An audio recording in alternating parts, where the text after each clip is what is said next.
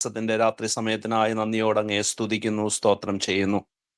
Tabor Bible കോളേജിന്റെ കർത്താവെ, ഇന്നത്തെ ദിവസത്തെ ക്ലാസ് അടിയങ്ങൾക്ക് അനുഗ്രഹമായി തീരുവാൻ സ്വർഗം ഇടയാക്കണമേ. കർത്താവെ, ഞങ്ങളെ ഓരോരുത്തരെയും അങ്ങയുടെ ആത്മാവിൽ ബലപ്പെടുത്തണമേ, ശക്തീകരിക്കണമേ. പഠിപ്പിക്കുന്ന കാര്യങ്ങൾ ഹൃദ്യമായി കേൾപ്പാനും കർത്താവെ അത് ശക്തമായും വ്യക്തമായും ഞങ്ങളുടെ ഹൃദയത്തിൽ അത് പതിയുവാനും ദൈവം അവിടുന്ന് സഹായിക്കണമേ എന്ന് പ്രാർത്ഥിക്കുന്നു. ക്ലാസ്സിലൊക്കെ ആദ്യോടന്ത അവിടുത്തെ സാന്നിധ്യം കൃപയും കൂടെ ഇരിക്കണമേ. പഠിപ്പിക്കുന്ന സാറിനായി പ്രാർത്ഥിക്കുന്നു. കേൾക്കുന്ന പഠിക്കുന്ന അടിയങ്ങളെ ഓരോരുത്തരെയും ദൈവകരങ്ങളിലേക്ക് സമർപ്പിച്ച് പ്രാർത്ഥിക്കുന്നു. ആദ്യോടെ അവിടുന്ന് ഭരിച്ചു നടത്തണമേ. മഹത്വം അങ്ങ് തന്നെ എടുക്കണം. യേശു കർത്താവിന്റെ ധന്യമുള്ള നാമത്തിൽ തന്നെ. ആമേൻ, ആമേൻ. കർത്താവിന്റെ ധന്യതിരുനാമത്തിന് സ്തോത്രം ചെയ്യുന്നു. വിശുദ്ധന്മാർക്കും വീണ്ടും വരുന്ന നമ്മുടെ കർത്താവായ യേശു ക്രിസ്തുവിന്റെ മഹത്വമുള്ള നാമത്തിൽ എൻ്റെ സ്നേഹവന്ദനങ്ങൾ അറിയിക്കുകയാണ്. അപ്പോസ്തലനായ പൗലോസ് കൊരിന്ത്യർക്ക് എഴുതിയ ലേഖനങ്ങൾ, അതിൽ രണ്ടാമത്തെ ലേഖനം, second epistle of Paul the apostle to the Corinthians, അതാണ് നമ്മൾ ഇപ്പോൾ പഠിച്ചുകൊണ്ടിരിക്കുന്നത്. കഴിഞ്ഞ ക്ലാസ്സിൽ അത് ആരംഭിച്ചു. പൗലോസ് എഴുതിയ 4 ലേഖനങ്ങൾ സംബന്ധിച്ച് കഴിഞ്ഞ ക്ലാസ്സിൽ നമ്മൾ കേട്ടിരുന്നു. ദൈവവചനത്തിൽ നിന്ന് നമുക്ക് ലഭിക്കുന്ന തെളിവുകളുടെ അടിസ്ഥാനത്തിൽ കൊരിന്ത്യ സഭയ്ക്ക് പൗലോസ് 4 ലേഖനങ്ങൾ എഴുതിയിട്ടുണ്ട്. അതിൽ രണ്ടാമത്തെയും നാലാമത്തെയും ലേഖനങ്ങളാണ് കാനോനായിട്ട് നമ്മൾക്ക് ലഭിച്ചിരിക്കുന്നത്, നമ്മൾ പഠിച്ചുകൊണ്ടിരിക്കുന്നത്. ഒന്നാമത്തെ ലേഖനത്തിൽ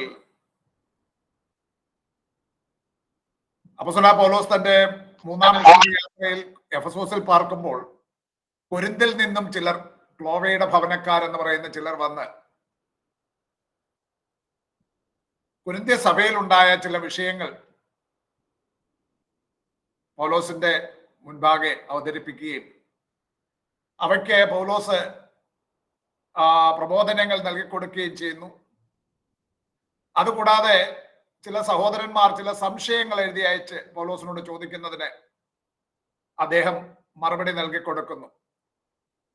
അക്കാര്യങ്ങളാണ് നമ്മൾ ഒന്നാമത്തെ ലേഖനത്തിൽ പഠിച്ചത്. രണ്ടാമത്തെ ലേഖനത്തിൽ കൊരിന്ത്യ സഭയിൽ ഉണ്ടായിരുന്ന ചില പ്രതിസന്ധികൾ അദ്ദേഹം അഭിസംബോധന ചെയ്യുകയാണ്. ആ പ്രതിസന്ധികൾ അവരുടെ ഇടയിൽ ഉണ്ടായിരുന്ന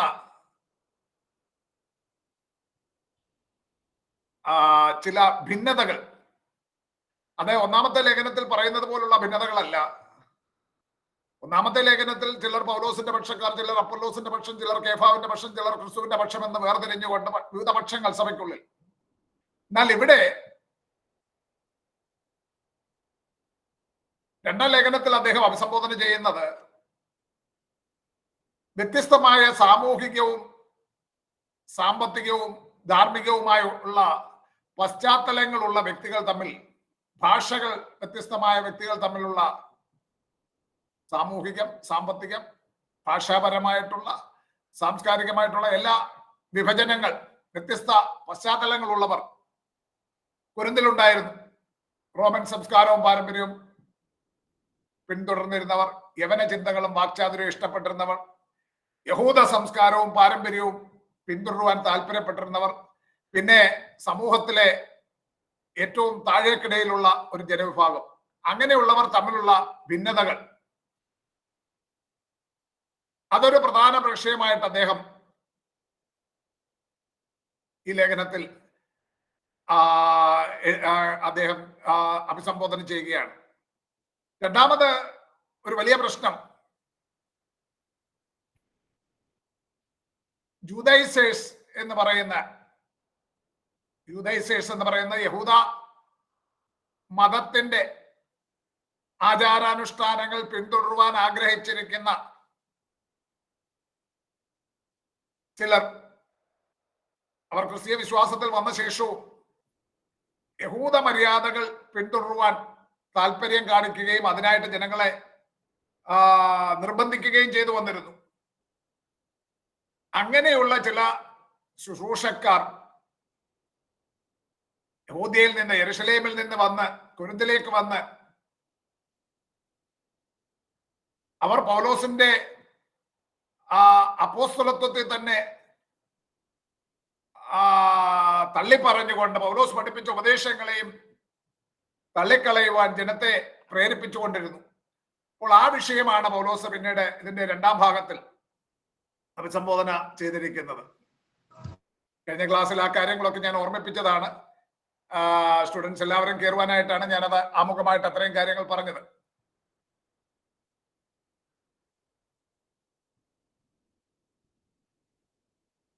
ഇന്ന് കൊരിന്ത്യർക്ക് എഴുതിയ രണ്ടാം ലേഖനം 1-ാം അധ്യായത്തിന്റെ 12 മുതൽ 7-16 വരെയുള്ള ആ ഭാഗത്ത് പൗലോസ് തന്റെ ശുശ്രൂഷയെ പറ്റി വിശദീകരിക്കുന്നത്,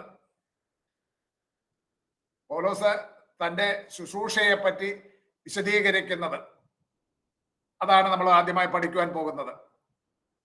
തന്റെ സ്വഭാവദാർഢ്യം സ്ഥിരീകരിക്കുന്നത്, അഥവാ പോൾ അഫയംസ് ഹിസ് ഇന്റഗ്രിറ്റി. 1:12 മുതൽ 2:13 വരെയുള്ള വചനഭാഗത്തിൽ അതാണ് നമ്മൾ കാണുന്നത്. രണ്ടാമത് അപ്പോസ്തലിക ശുശ്രൂഷ ജയോത്സവമായ ശുശ്രൂഷയാകുന്നു.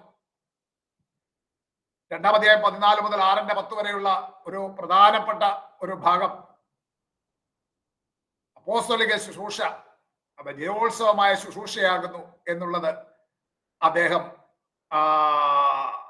പഠിപ്പിക്കുന്നതാണ് കാണുന്നത്. മൂന്നാമത് 6:11 മുതൽ 7:16 വരെയുള്ള ഭാഗത്ത് അവരോടുള്ള തന്റെ പ്രബോധനമാണ് നമുക്ക് കാണുവാൻ സാധിക്കുന്നത്. ആദ്യ ഭാഗത്ത് തന്റെ സ്വഭാവദാർഢ്യം സ്ഥിരീകരിക്കുന്നു. എന്താണ് സ്വഭാവദാർഢ്യം അഥവാ ഇന്റഗ്രിറ്റി എന്ന് പറയുന്ന വാക്കുകൊണ്ട് അർത്ഥമാക്കുന്നത്? പൗലോസിന് ഇന്റഗ്രിറ്റി ഇല്ല, സ്വഭാവദാർഢ്യം ഇല്ല എന്ന് വാദിക്കുന്ന ആ ചില ഉപദേഷ്ടാക്കന്മാർ, പൗലോസ് കൂടെ കൂടെ തന്റെ അഭിപ്രായങ്ങൾ മാറുന്നു, യാത്രാ പദ്ധതികൾ മാറുന്നു, പൗലോസ് പലതിലും ദാക്ഷിണ്യം കാണിക്കുന്നു എന്നൊക്കെയുള്ള ആരോപണങ്ങൾ, അങ്ങനെ ആരോപണങ്ങൾ ഉന്നയിച്ചുകൊണ്ട് പൗലോസിന് ഇന്റഗ്രിറ്റി ഇല്ല, സ്വഭാവ സ്ഥിരതയില്ല എന്ന് വാദിക്കുന്ന ആൾക്കാരോട് ആൾക്കാരുണ്ടായിരുന്നത് കൊണ്ട് കൊരിന്ത്യ സഭയുടെ മുൻപാകെ തന്റെ ഇന്റഗ്രിറ്റി സംബന്ധിച്ച്, സ്വഭാവദാർഢ്യം സംബന്ധിച്ച് പൗലോസ് പഠിപ്പിക്കുകയാണ്. എന്താണ് ഇന്റഗ്രിറ്റി എന്നുള്ള വാക്കുകൊണ്ട് അർത്ഥമാക്കുന്നത്? ഇന്റഗ്രിറ്റി എന്നുള്ള വാക്ക് ലാറ്റിൻ ഭാഷയിൽ ഇന്റഗ്രിറ്റാസ് എന്നുള്ള ലാറ്റിൻ പദത്തിൽ നിന്നാണ് ഇന്റഗ്രിറ്റി എന്നുള്ള വാക്ക് ഉണ്ടായിരിക്കുന്നത്. സ്വഭാവദാർഢ്യം എന്ന പദം ഒരു വ്യക്തിയുടെ സ്വഭാവത്തിലുള്ള ഉറപ്പ്, സത്യസന്ധത, ധാർമ്മികമായ സ്ഥിരത, വിശ്വസ്തത എന്നിവയെ സൂചിപ്പിക്കുന്ന ഒരു പദമാണ് ഇന്റഗ്രിറ്റി അഥവാ സ്വഭാവദാർഢ്യം. ഇന്റഗ്രിറ്റാസ് എന്നുള്ള ലാറ്റിൻ പദത്തിൽ നിന്നാണ് ഇന്റഗ്രിറ്റി എന്നുള്ള ആ പദം ഉണ്ടായിരിക്കുന്നത്. ഇംഗ്ലീഷ് ഇന്റഗ്രിറ്റി എന്നുള്ള വാക്ക് ലാറ്റിൻ ഇന്റഗ്രിറ്റാസ്, നിങ്ങൾക്ക് സ്ക്രീനിൽ കാണാം. ഇന്റഗ്രിറ്റാസ്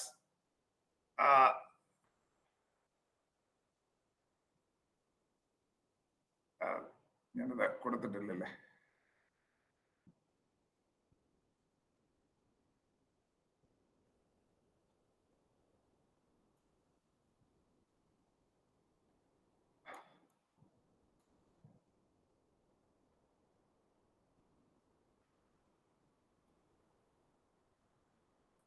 ഇന്റഗ്രിറ്റാസ് എന്ന് പറയുന്ന ആ ലാറ്റിൻ പദത്തിൽ നിന്നാണ് ഇന്റഗ്രിറ്റി എന്നുള്ള ആ ഇംഗ്ലീഷ് വാക്ക് ഉണ്ടായിരിക്കുന്നത്.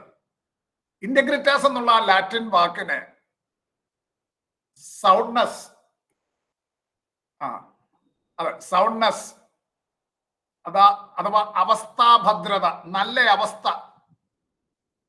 അതായത് കേടുപാടുകളോ കുറവുകളോ ഇല്ലാത്ത നല്ല അവസ്ഥ എന്നൊരർത്ഥമുണ്ട്. അല്ലെങ്കിൽ ഹോൾനെസ്, അഖണ്ഡത, പൂർണ്ണത, വിഭജിക്കപ്പെടാത്തതും സമ്പൂർണവുമായ അവസ്ഥ എന്നർത്ഥമുണ്ട്.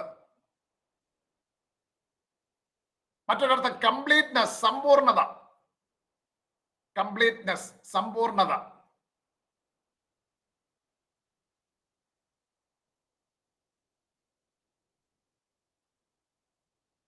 ഈ വാക്കിന്റെ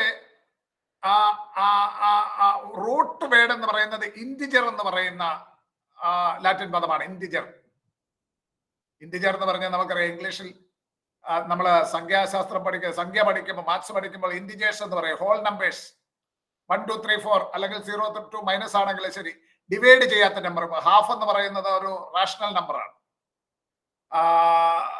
ക്വാർട്ടർ എന്ന് പറയുന്നത് അത് ഇന്റിജർ അല്ല. 0.6 എന്ന് പറഞ്ഞാൽ ഇന്റിജർ അല്ല.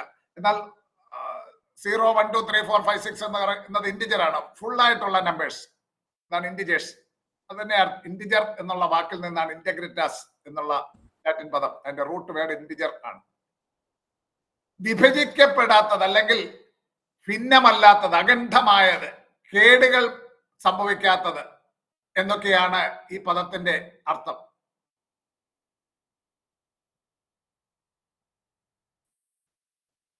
ഇന്റഗ്രിറ്റി എന്ന വാക്കിന് പൂർണ്ണത, അഖണ്ഡത, കേടുപാടുകളില്ലാത്ത അവസ്ഥ എന്നിങ്ങനെ അർത്ഥമുള്ളത് കൊണ്ട് ഇംഗ്ലീഷിൽ ഈ വാക്ക് ധാർമ്മികമായ പൂർണ്ണത, ശ്രദ്ധിക്കണം, ഇംഗ്ലീഷിൽ ഈ വാക്ക് ധാർമ്മികമായ പൂർണ്ണത, സത്യസന്ധത,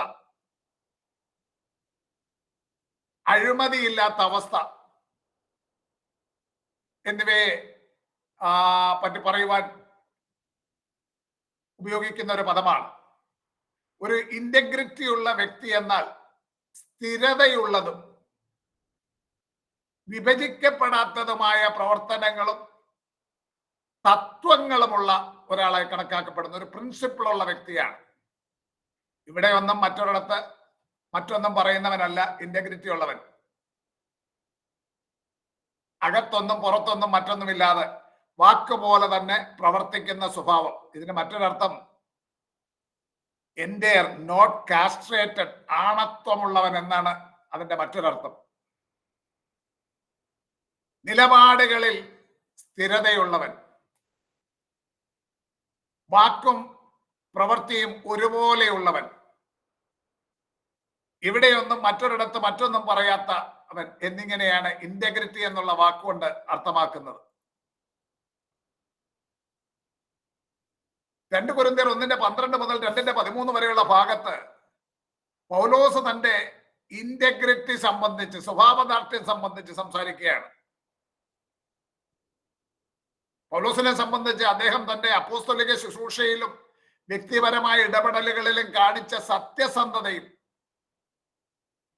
ദൈവത്തോടും കൊരിന്ത്യ സമൂഹത്തോടുമുള്ള, സഭയോടുമുള്ള വിശ്വസ്തതയുമാണ് ഇവിടെ അദ്ദേഹം പ്രതിപാദിക്കുന്നത്. സ്വഭാവദാർഢ്യം സ്ഥിരീകരിക്കുന്നു, അഫേമിംഗ് ഹിസ് ഇന്റഗ്രിറ്റി. സ്ഥിരീകരിക്കുക എന്ന വാക്കിനെ സ്ഥാപിക്കുക, തെളിയിക്കുക, ന്യായീകരിക്കുക എന്നൊക്കെയാണ് അർത്ഥം. പൗലോസ് തന്റെ വാക്കുകളിലൂടെയും പ്രവൃത്തികളിലൂടെയും താൻ വിശ്വസനീയനും സത്യസന്ധനുമാണെന്ന് കൊരിന്ത്യ സഭയ്ക്ക് ബോധ്യപ്പെടുത്തുവാൻ ശ്രമിക്കുന്നതാണ് നമ്മളിവിടെ കാണുന്നത്. താൻ വിശ്വസനീയനും സത്യസന്ധനുമാണ്. അവർക്കിടയിൽ ഉയർന്നു വന്ന തെറ്റിദ്ധാരണകളെയും വിമർശനങ്ങളെയും അഭിമുഖീകരിച്ചുകൊണ്ട് പൗലോസ് തന്റെ നിലപാട് വ്യക്തമാക്കുകയും തന്റെ പ്രവർത്തനങ്ങളുടെ ആത്മാർത്ഥത സ്ഥാപിക്കുകയും ചെയ്യുകയാണ്. തെറ്റിദ്ധാരണകളെയും വിമർശനങ്ങളെയും അഭിമുഖീകരിച്ചുകൊണ്ട് തന്റെ നിലപാട് വ്യക്തമാക്കുന്നു, തന്റെ പ്രവർത്തനങ്ങളുടെ ആത്മാർത്ഥത സ്ഥാപിക്കുന്നു. ഈ ഭാഗത്ത് പൗലോസ് തന്റെ ജീവിതത്തിലെ ശുശ്രൂഷയിലും താൻ കാത്തു സൂക്ഷിച്ച സത്യസന്ധതയും വിശ്വസ്തതയും എങ്ങനെയെല്ലാം ആയിരുന്നുവെന്ന് വിശദീകരിക്കുകയും അതിലൂടെ തന്റെ സ്വഭാവത്തിന്റെ ഉറപ്പ് കൊരിന്ത്യ സഭയ്ക്ക് ബോധ്യപ്പെടുത്തുകയും ചെയ്യുന്നു. അദ്ദേഹത്തിന്റെ വാക്കുകൾക്കും പ്രവർത്തികൾക്കും പിന്നിലെ യഥാർത്ഥ ഉദ്ദേശ്യങ്ങളെയും ദൈവത്തിൽ നിന്നുള്ള തന്റെ വിളിയെയും അദ്ദേഹം ഈ ഭാഗത്ത് ഊന്നി പറയുകയാണ്.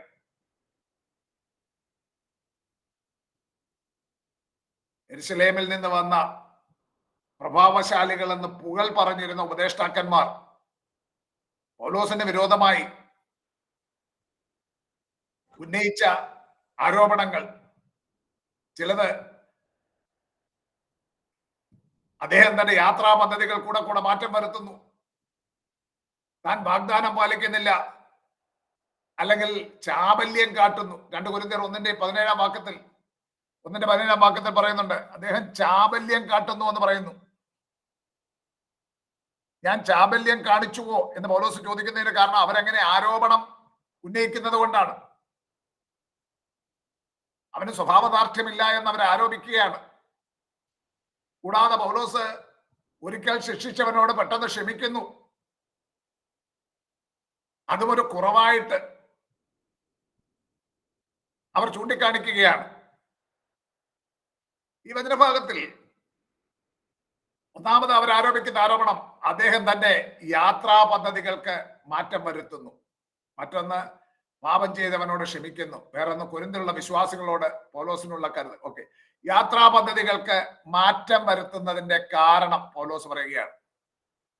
ഈ ഭാഗത്ത്, അതായത് 1:12 മുതൽ 2:4 വരെയുള്ള വചനഭാഗത്ത്, 1:12 മുതൽ 2:4 വരെയുള്ള വചനഭാഗത്ത് പൗലോസ് അപ്പോസ്തലൻ കൊരിന്ത്യ സഭയിലേക്കുള്ള തന്റെ യാത്രാ പദ്ധതികളിൽ മാറ്റം വരുത്തിയതിനുള്ള കാരണങ്ങൾ വിശദീകരിക്കുകയാണ്.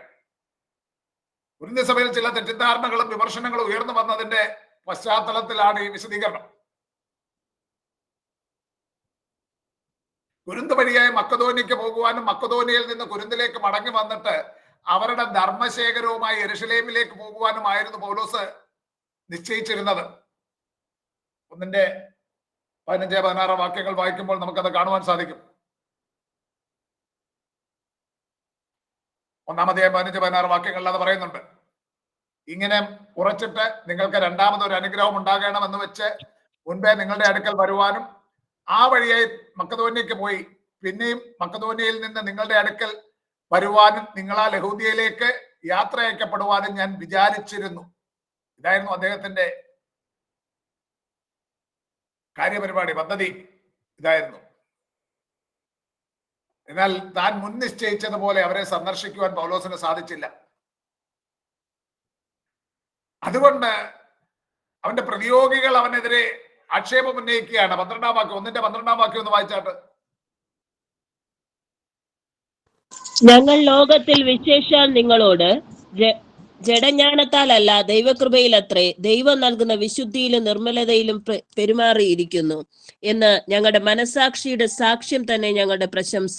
ജഡജ്ഞാനത്തിലല്ല. 17-ാം വാക്യം കൂടെ വായിച്ചാട്ടോ. 1:17 വാക്യം.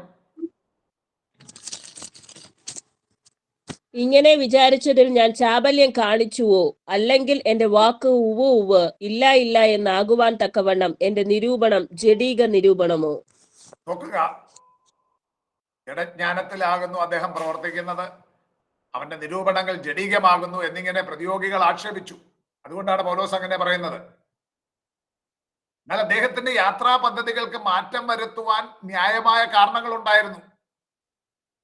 അത് അദ്ദേഹത്തിന്റെ മനസാക്ഷിയും ദൈവവും അതിന് സാക്ഷ്യം പറയുന്നുവെന്ന് പൗലോസ് പറയുകയാണ്. തന്റെ മനസാക്ഷിയുടെ സാക്ഷ്യം 1:12 വാക്യത്തിൽ, ഞങ്ങൾ ലോകത്തിൽ വിശേഷാൽ നിങ്ങളോട് ജഡജ്ഞാനത്തിലല്ല ദൈവകൃപയിൽ അത്രേ ദൈവം നൽകുന്ന വിശുദ്ധിയിലും നിർമ്മലതയിലും പെരുമാറിയിരിക്കുന്നു എന്ന് ഞങ്ങളുടെ മനസാക്ഷിയുടെ സാക്ഷ്യം തന്നെ ഞങ്ങളുടെ പ്രശംസ.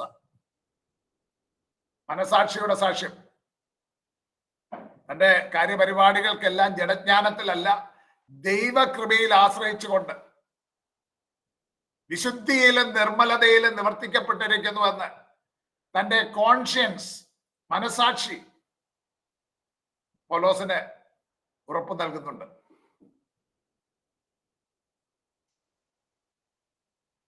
ആസിയിൽ താൻ അഭിമുഖീകരിച്ച മരണതുല്യമായ കഷ്ടതകൾ സംബന്ധിച്ച് പൗലോസ് മുൻപ് പ്രതിപാദിച്ചിട്ടുണ്ട്.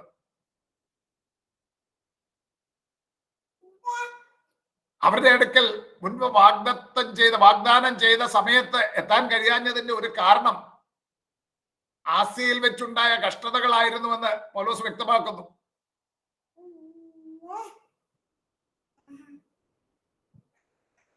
ആസിയയിൽ മാത്രമല്ല, മക്കദോനിയയിലും പൗലോസിന് വളരെ ഉപദ്രവങ്ങൾ ഉണ്ടായിട്ടുണ്ട്.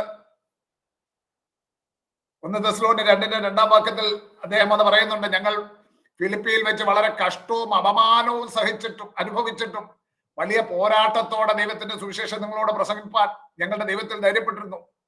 അപ്പൊ ഫിലിപ്പിയിൽ വെച്ചും ആസിയയില്, നമുക്കറിയാം ആസിയയിൽ എന്ന് പറയുമ്പോൾ എഫെസോസിൽ വെച്ച് ഉണ്ടായ വലിയ പ്രശ്നങ്ങൾ എന്തായിരുന്നു? എഫെസോസിൽ കഴിഞ്ഞ ആഴ്ച ചോദിച്ച് ചിലർ പറഞ്ഞത് ആയതുകൊണ്ട് ഞാൻ ഇനി അത് ചോദിക്കുന്നില്ല. എഫെസോസിൽ അർത്തമീസ് എന്ന് പറയുന്ന ഒരു ദേവതയുടെ നാമത്തിൽ ഒരു ക്ഷേത്രം ഫെർട്ടിലിറ്റി ഗോഡസ് എന്നാണ് പറയുന്നത്, അർത്തമീസ്. അവര് ദ്യോവിൽ നിന്ന് വീണത് എന്ന് പറഞ്ഞാൽ ജൂപ്പിറ്ററിന്റെ പുത്രിയാണ് അവരെന്ന് പഠിപ്പിച്ചുകൊണ്ട് അവരെ ആരാധിച്ചു വന്നിരുന്ന ഒരു സമൂഹമായിരുന്നു എഫസോസുകാർ. എഫസോസ് പട്ടണം തന്നെ അർത്തമീസിന്റെ ക്ഷേത്രപാലക എന്നാണ് അറിയപ്പെട്ടിരുന്നത്. അങ്ങനെയുള്ള എഫസോസിൽ ഈ വിഗ്രഹങ്ങളെ വിറ്റ് പണമുണ്ടാക്കിക്കൊണ്ടിരുന്ന ചിലർക്ക് പൗലോസ് ഈ വിഗ്രഹാരാധനയ്ക്കെതിരായി സംസാരിച്ചപ്പോൾ വലിയ നഷ്ടങ്ങൾ ഉണ്ടായത് നിമിത്തം ഒരു പൗലോസിനെതിരെ ജനത്തെ ഇളക്കി. അവിടെ വലിയ കഷ്ടതകൾ അനുഭവിക്കേണ്ടി വന്നു. ഫിലിപ്പിയിൽ വെച്ച് വളരെ കഷ്ടമുണ്ടായി. ഫിലിപ്പിയിൽ വെച്ച് നമുക്കറിയാം പ്രശ്നം എന്തായിരുന്നു. ഫിലിപ്പിയിൽ ഉണ്ടായ പ്രശ്നം, ഒരു വെളിച്ചപ്പാടത്തെ പെണ്ണ് വിളിച്ചു പറയുക, ഇതാ അത്യുന്നതനായ ദൈവത്തിന്റെ ദാസന്മാർ രക്ഷാമാർഗം നിങ്ങളോട് അറിയിക്കുന്നവരെന്ന് പറയുകയാണ്. അവൾ പറഞ്ഞ കാര്യം സത്യമാണ്, പറഞ്ഞത് കേട്ടാൽ ആത്മീകമെന്നും തോന്നും. പക്ഷെ പൗലോസ് അവളിലുള്ള ദുരാത്മാവിനെ ഭത്സിച്ച് പുറത്താക്കുന്നു. അത് നിമിത്തം പൗലോസ് അവൾ മുഖാന്തരം ആ ധനസമ്പാദനം നടത്തിക്കൊണ്ടിരുന്നവർക്ക് വലിയ നഷ്ടമുണ്ടായിട്ട് പൗലോസിനെയും ശീലാസിനെയും പിടിച്ച് കാരാഗ്രഹത്തിലായി ആക്കി, വളരെ അടിച്ചു, കാരാഗ്രഹത്തിലാക്കി. അപ്പോൾ ഈ സംഭവങ്ങളെല്ലാം അദ്ദേഹം അവരോട് ഓർമ്മിപ്പിക്കുകയാണ്. കഷ്ടതയുടെ മുഖത്ത് പിന്മാറാതെ സുവിശേഷ ഘോഷണവുമായിട്ട് പൗലോസ് മുന്നോട്ട് പോയിരുന്നു. കാരണം സുവിശേഷ ഘോഷണം ഒരു പോരാട്ടമാണ്. അതുകൊണ്ട് അദ്ദേഹം അതിൽ ഒട്ടും ക്ഷീണിച്ച് മടുത്തു പോകാതെ മുന്നോട്ട് പോയിരുന്നു. തന്റെ യാത്രാ പദ്ധതികൾക്ക് മാറ്റത്തിന് കാരണം ഇങ്ങനെയുള്ള ഉപദ്രവങ്ങളായിരുന്നു കാരണമെന്നുള്ളത് അവന് തന്റെ മനസാക്ഷിയുടെ സാക്ഷ്യം അദ്ദേഹത്തിനുണ്ടായിരുന്നു. കൂടാതെ 22-ാം വാക്യത്തിൽ 1:22 പറയുന്നു, 22-23 വാക്യങ്ങളിൽ ദൈവം സാക്ഷിയാണെന്ന് കൂടെ അദ്ദേഹം പറയുകയാണ്. അവൻ നമ്മെ മുദ്രയിട്ടു, ആത്മാവെന്ന അച്ചാരം നമ്മുടെ ഹൃദയങ്ങളിൽ തന്നുമിരിക്കുന്നു. എന്നാണ് നിങ്ങളെ ആദരിച്ചത് അത്രേ ഞാൻ ഇതുവരെ കൊരിന്തിൽ വരാഞ്ഞത്, അതിന് ദൈവം സാക്ഷി.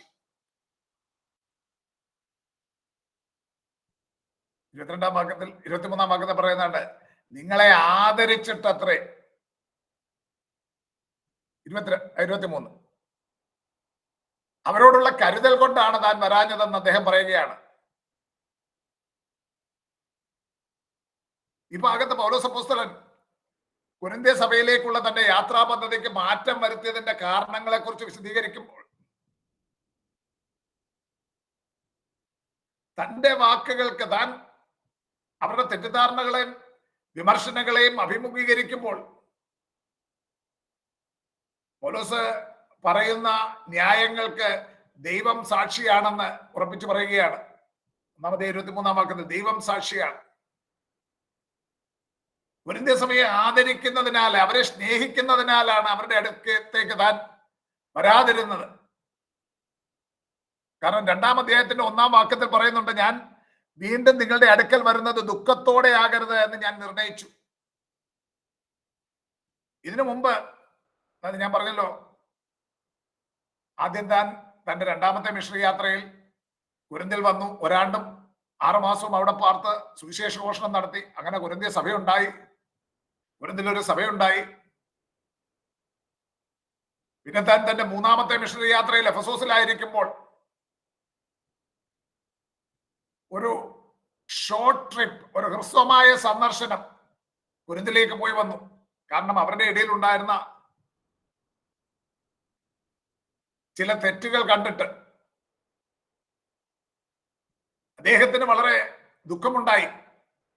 അവരെ അദ്ദേഹം ശാസിച്ചു. അവരെ ശാസിച്ചതിലൂടെ അവർക്ക് ദുഃഖം അനുഭവിക്കേണ്ടി വന്നെന്നും അത് തനിക്കും ദുഃഖമുണ്ടാക്കിയെന്നും പൗലോസ് ഓർക്കുന്നു. അതുകൊണ്ടാണ് വീണ്ടും അവരുടെ അടുക്കൽ വരുന്നത് അവർക്കും തനിക്കും ദുഃഖമുണ്ടാകാതിരിക്കേണ്ടതിന് തന്റെ സന്ദർശനം മനഃപൂർവ്വം വൈകിപ്പിച്ചതെന്ന് അദ്ദേഹം വ്യക്തമാക്കുകയാണ്. ഞാൻ വീണ്ടും നിങ്ങളുടെ അടുക്കൽ വരുന്നത് ദുഃഖത്തോടെയാകരുത്. ഏകദേശം 3-ാമത്തെ മിഷണറി യാത്രയിൽ ഏകദേശം 3 വർഷത്തോളം എഫസോസിൽ ശുശ്രൂഷ ചെയ്തു. ആ കാലയളവിൽ ഒരു ചെറിയ സമയത്തേക്ക് കൊരിന്തിലേക്ക് പോയി വരികയാണ്. ഇത് അദ്ദേഹത്തിന്റെ കൊരിന്ത്യ സഭയിലേക്കുള്ള രണ്ടാമത്തെ സന്ദർശനമായിരുന്നു. ഞാനിത് പറയുമ്പോൾ നിങ്ങൾ ചിന്തിക്കുക, എവിടെ നിന്നാ ഇങ്ങേർക്ക് ഇങ്ങനെ രണ്ടാമത്തെ സന്ദർശനം എന്നുള്ള തെളിവ് ലഭിച്ചത്? 13-ാം അധ്യായത്തിന്റെ 2-ാം വാക്യം ഒരാൾ വായിച്ചാട്ട്. 13-ന്റെ 2-ാം വാക്യം. ഞാൻ 2-ാം പ്രാവശ്യം നിങ്ങളുടെ ഇടയിൽ ഇരുന്നപ്പോൾ ഞാൻ വീണ്ടും വന്നാൽ ക്ഷമിക്കയില്ല എന്ന് പറഞ്ഞതുപോലെ ഞാനിപ്പോൾ ദൂരത്തിരുന്നു. മതി. അപ്പൊ ഈ ലേഖനം എഴുതുന്നതിന് മുമ്പ് 2-ാം പ്രാവശ്യം അവരുടെ അടുക്കൽ ഇരുന്നപ്പോൾ എന്ന് പൗലോസ് പറയുന്നുണ്ട്. അങ്ങനെ ഒന്ന് പോകുവാൻ തനിക്ക് പദ്ധതി ഉണ്ടായിരുന്നെന്ന് 1-ാം ലേഖനത്തിന്റെ 16-ാം അധ്യായത്തിന്റെ 6-ാം വാക്യത്തിലും പരാമർശിക്കുന്നുണ്ട്. 1-ാം ലേഖനം 16-ന്റെ 6. ഞാൻ പോകുന്നിടത്തേക്ക് നിങ്ങൾ എന്നെ യാത്ര അയപ്പാൻ തക്കവണ്ണം പക്ഷേ നിങ്ങളോടുകൂടെ പാർക്കും, ഹിമകാലം കൂടെ കഴിക്കുമായിരിക്കും. നോക്കുക, 1-ാം ലേഖനം അവസാനിപ്പിക്കുമ്പോൾ അദ്ദേഹം പറയുകയാണ്, നിങ്ങളുടെ കൂടെ ചില നാൾ ഞാൻ പാർക്കും. അങ്ങനെ പറഞ്ഞത് പ്രകാരം അദ്ദേഹം 2-ാം പ്രാവശ്യം അവരെ സന്ദർശിച്ചിരുന്നു. ആ സന്ദർശനത്തെ പറ്റി ഓർമ്മിപ്പിച്ചുകൊണ്ടാണ് ഇവിടെ 2-ന്റെ-1 പറയുന്നത്, ഇതിനു മുമ്പ് താൻ ദുഃഖത്തോടെ അവരുടെ അടുക്കൽ ചെന്നിരുന്നതായിട്ട് താൻ പരാമർശിക്കുന്നത്. അപ്പോൾ ആദ്യം കൊരിന്തിലേക്ക് വരാൻ പദ്ധതി ഇട്ടിരുന്നെങ്കിലും പിന്നെ ആ തീരുമാനം മാറ്റുകയായിരുന്നു. ആ മാറ്റം അവരെ വേദനിപ്പിക്കാനോ അവരോടുള്ള സ്നേഹത്തിൽ കുറവുണ്ടായത് കൊണ്ടോ അല്ല സംഭവിച്ചതെന്ന് പൗലോസ് വിശദീകരിക്കുകയാണ്. മറിച്ച് തന്റെ സന്ദർശനം അവർക്ക് ദുഃഖത്തിന് കാരണമാകരുത്, അതായിരുന്നു അദ്ദേഹത്തിന്റെ ലക്ഷ്യം. പൗലോസ് തന്റെ യാത്രാ പദ്ധതി മാറ്റുന്നു. അങ്ങനെ ആക്ഷേപിക്കുന്നവര്, ആരോപണം ഉന്നയിക്കുന്നവര്, അവന്റെ സ്വഭാവസ്ഥിരതയില്ല എന്ന്, സ്വഭാവദാർഢ്യമില്ല എന്ന്, ഇന്റഗ്രിറ്റി ഇല്ല എന്ന് ചിലർ ആരോപിക്കുമ്പോൾ പൗലോസ് പറയുകയാണ്, ഞാൻ യാത്രാ പദ്ധതികൾക്ക് മാറ്റം വരുത്തിയെങ്കിൽ അതിന്റെ കാരണം ഇതാണ്. ഞാൻ 2-ാമത് നിങ്ങളുടെ അടുക്കൽ വന്നപ്പോൾ എനിക്ക് നിങ്ങൾക്കും വേദന ഉണ്ടാകുവാൻ ഇടയായി തീർന്നു. വീണ്ടും അങ്ങനെ ഉണ്ടാകാതിരിക്കേണ്ടതിന്, ഒരു ക്രമീകരണം ഉണ്ടാകേണ്ടതിന് വേണ്ടിയാണ് ഞാൻ വരവ് വൈകിപ്പിക്കുന്നത്.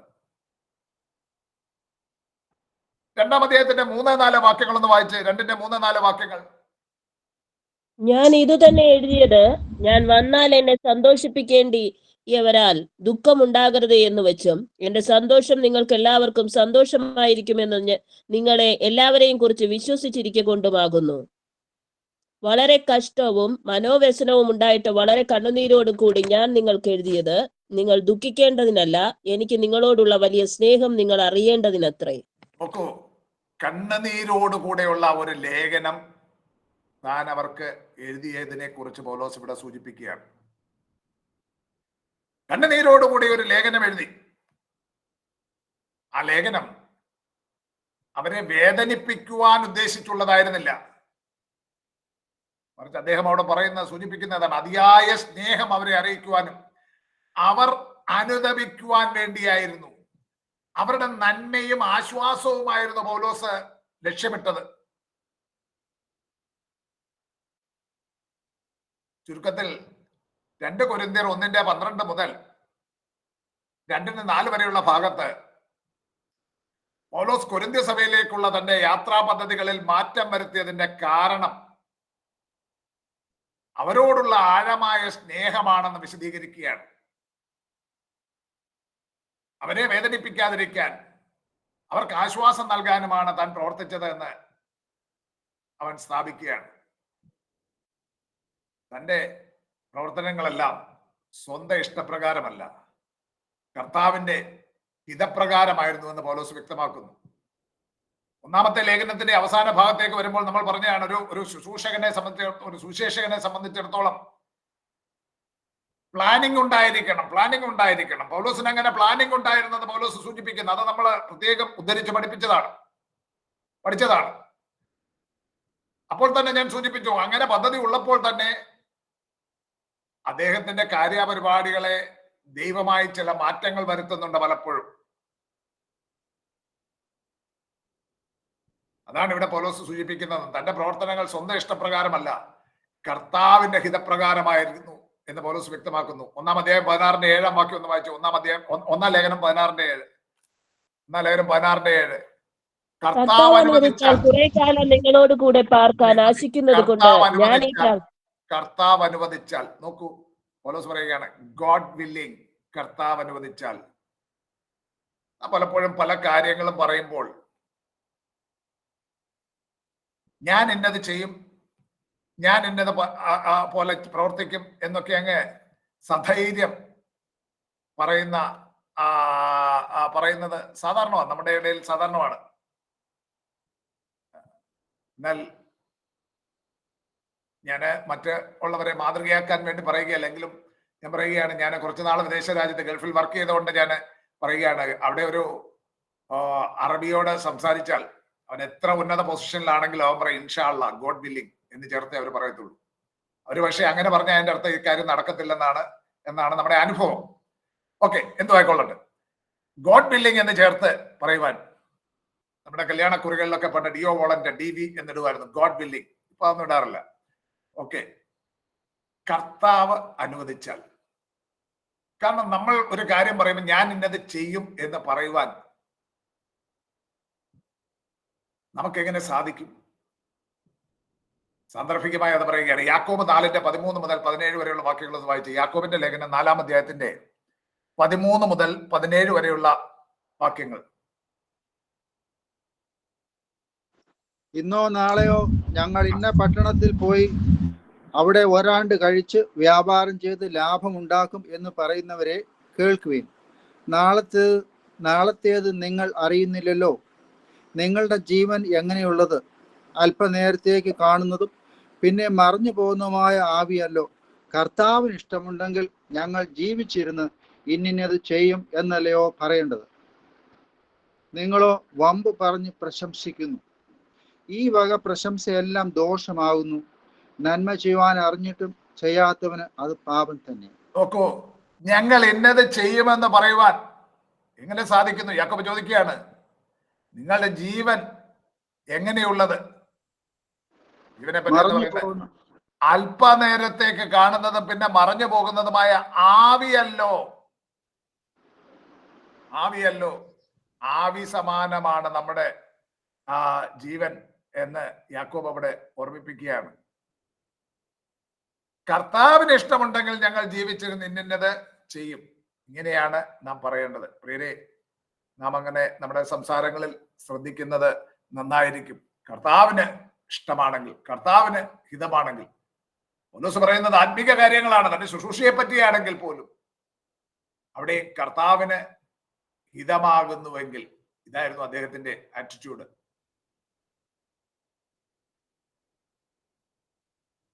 നമ്മുടെ പ്രവർത്തനങ്ങളെല്ലാം ആ നിലയിലായിരിക്കുവാൻ നമ്മൾ ശ്രദ്ധിക്കുക. നമുക്ക് 2-ാമത്തെ അധ്യായത്തിലേക്ക് ഇനി പോവുകയാണ്. യാത്രാ പദ്ധതികൾക്ക് മാറ്റം വരുത്തുന്ന 2-ാമത്തെ അധ്യായത്തിലേക്ക് പോവുകയാണ്. അവിടെ ഒരു കീ വേഴ്സായിട്ട് ഞാൻ കണ്ടതാണ് 2:14 വാക്യം. ക്രിസ്തുവിൽ ഞങ്ങളെ എപ്പോഴും ജയോത്സവമായി നടത്തുകയും എല്ലായിടത്തും ഞങ്ങളെ കൊണ്ട് തന്റെ പരിജ്ഞാനത്തിന്റെ വാസന വെളിപ്പെടുത്തുകയും ചെയ്യുന്ന ദൈവത്തിന് സ്തോത്രം. Thanks unto God which always causes us to triumph in Christ and make it manifest the savor of his knowledge by us in every place. 2-ാം അധ്യായത്തിൽ നമ്മൾ തുടർന്ന് പൗലോസ് തന്റെ സ്വഭാവദാർഢ്യം സ്ഥിരീകരിക്കുന്നതിൽ നമ്മൾ 2-ന്റെ 3-4 വരെയുള്ള വാക്യങ്ങൾ ഓൾറെഡി ചിന്തിച്ചു കഴിഞ്ഞു. 5 മുതലുള്ള വാക്യങ്ങൾ പാപം ചെയ്തവനോട് ക്ഷമിക്കുന്നു. 2-ന്റെ 5 മുതൽ 11. പൗലോസ് 2-ാം പ്രാവശ്യം അവരുടെ അടുക്കൽ ചെന്നപ്പോൾ കൊരിന്ത്യ സഭയിലുള്ള ഒരു വിശ്വാസി പാപം ചെയ്തതായി കണ്ടിട്ട് അവന്റെ മേൽ ചില ശിക്ഷാ നടപടികൾ കൈക്കൊണ്ടിരുന്നു. അത് മാത്രമല്ല, വളരെ മനോവ്യസനത്തോടെ അവർക്ക് എല്ലാവർക്കും ദുഃഖം വരുമാറുള്ള ഒരു ലേഖനം എഴുതി തീത്തോസിന്റെ കൈവശം അവർക്ക് കൊടുത്തയച്ചു. 2-ാം അധ്യായത്തിന്റെ 1 മുതൽ 4 വരെയുള്ള വാക്യങ്ങളിൽ പറയുന്നുണ്ട്, ഞാൻ വീണ്ടും നിങ്ങളുടെ അടുക്കൽ വരുന്നത് ദുഃഖത്തോടെ ആകരുതെന്ന് ഞാൻ നിർണയിച്ചു. ഞാൻ നിങ്ങളെ ദുഃഖിപ്പിച്ചാൽ എന്നാൽ ദുഃഖിതനായവനല്ലാതെ എന്നെ സന്തോഷിപ്പിക്കുന്നതാർ? ഞാൻ ഇതുവരെ എഴുതിയത് എന്നാൽ ദുഃഖിതനായവൻ എന്ന് പറയുന്നത് താൻ ശിക്ഷാ നടപടി കൈക്കൊണ്ട വ്യക്തിയായിരിക്കാം. ഞാൻ ഇത് തന്നെ എഴുതിയത് ഞാൻ വന്നാൽ എന്നെ സന്തോഷിപ്പിക്കേണ്ടിയവരാൽ ദുഃഖമുണ്ടാകരുത് എന്ന് വെച്ചും എന്റെ സന്തോഷം നിങ്ങൾക്ക് എല്ലാവർക്കും സന്തോഷമായിരിക്കും എന്ന് നിങ്ങളെ എല്ലാവരെയും കുറിച്ച് വിശ്വസിച്ചിരിക്കൊണ്ടുമാകുന്നു. വളരെ കഷ്ടവും മനോവ്യസനവും ഉണ്ടായിട്ട് വളരെ കണ്ണുനീരോടുകൂടെ ഞാൻ നിങ്ങൾക്ക് എഴുതിയത് നിങ്ങൾ ദുഃഖിക്കേണ്ടതിനല്ല, എനിക്ക് നിങ്ങളോടുള്ള വലിയ സ്നേഹം നിങ്ങൾ അറിയേണ്ടതിനത്രേ. പൗലോസിന്റെ വിരോധികൾ അദ്ദേഹത്തിന് സ്വഭാവദാർഢ്യമില്ലാന്ന് ആരോപിക്കുകയുണ്ടായ ഒരു കാരണം ശിക്ഷിക്കുന്നവനോട് പെട്ടെന്ന് ക്ഷമിക്കുന്നു. വാസ്തവത്തിൽ ശിക്ഷയുടെ ഫലമായി അനുതാപവും മാനസാന്തരവും ഉണ്ടാകുന്നുവെങ്കിൽ ശിക്ഷ അതിന്റെ ഉദ്ദിഷ്ട ഫലം സിദ്ധിച്ചത് കൊണ്ട് പിന്നെ തുടരേണ്ടതില്ല.